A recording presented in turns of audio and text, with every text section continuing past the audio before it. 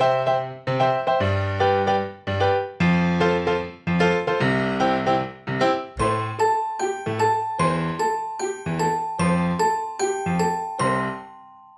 folks, I'm Steve. This is Colin. We're back again from Number 12 Cider. Today we're going to introduce a new topic, sulfites. We're going to talk about sulfites and why you use them and what they're used for. Sulfites, what are we talking about, Colin? Well, we've all had, if you're like us, you've had some cider that wasn't your favorite. Maybe it went bad, maybe you had some surface yeast or some spoilage or some weird flavors or aromas. We've all had a bad batch, I'm sure, if you make enough. Sulfites is actually a great way to protect your cider from a lot of those issues so that you can have a nice, beautiful fermentation, a clean product by the end, and end up with something tasty. Yeah, so sulfites, which come from sulfur, the operative chemical is known as sulfur dioxide. It has a long history of use. There's even records of people using this product or something similar in the 1700s, and it's been used continuously in wine and cider ever since then. Yeah, it was an ancient food preservative.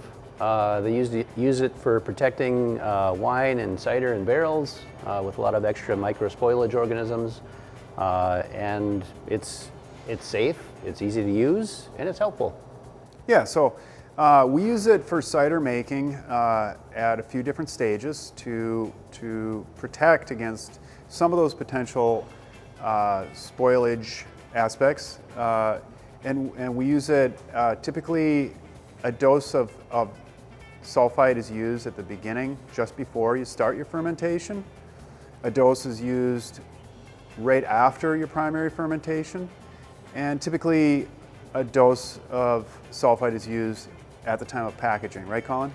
So let's talk about those stages and just what that looks like as a home cider maker. We have a couple products here today. First of all is something called Potassium Metabisulfite.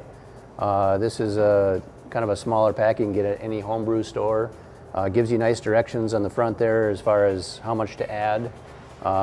This dose that they're suggesting is about a 50 part per million dose, and that's generally what we use when we start. Another product you can use is something called Camden Tablets.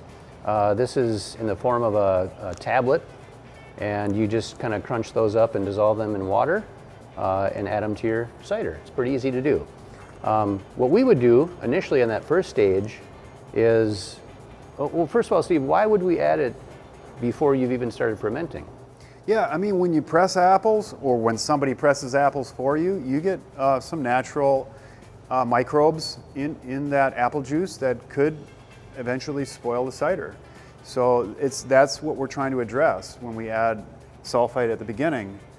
And there's two main problems that sulfite takes care of. One is oxidation, and the other is it takes care of all the spoilage bacteria that you're talking about. Those are both things that you don't want in your cider. Yeah, so just mechanically, you take, in the case of the powder, you add that 1/4 teaspoon per 5 gallons. And at the beginning of the ferment, before you start that ferment, you want to add that at least 24 hours before you start the ferment. Why would we do it that time? Well, because this is not good for yeast. Just like it kills micro-spoilage organisms, it will also be harmful to your yeast, or maybe just stress it out. And then you're going to get off flavors and off aromas from that process too. So we want the yeast to be healthy and happy going in. We're going to give this a chance to kind of work with some of the other things in the cider that we don't want before we add the yeast for that fermentation process. And then we're typically going to add another 50 parts per million, or in the case of the powder, a 1/4 teaspoon.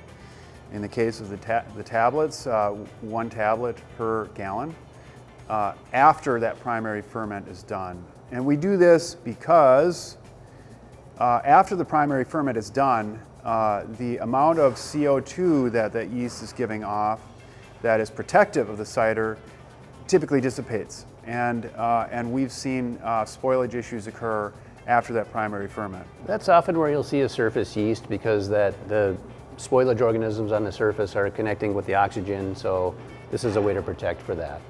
Yeah, and the final dosage that is commonly used for cider making is at the end of your fermentation process when you're about to package, just before packaging.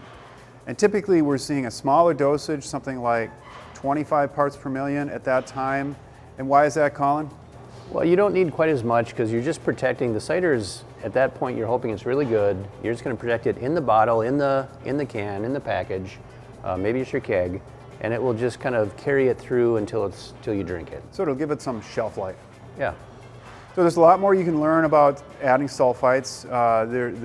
You can learn about making adjustments to the amount of sulfites you add based on the acidity of your juice. And basically the lower the acid in the juice, the more sulfite you might need to protect it. That's about it. And there's ways you can measure the amount of free sulfite in your product. That's a little too in the weeds for this video, but you can learn a lot more by reading and looking into it online. Yeah, I would say check out an SO2 calculator. Maybe get some testing kits if you want to get serious about it. But it's an easy process that helps in the long run for your fermentation and should lead to some great products in the end. So that's about it for us today. Happy cider making.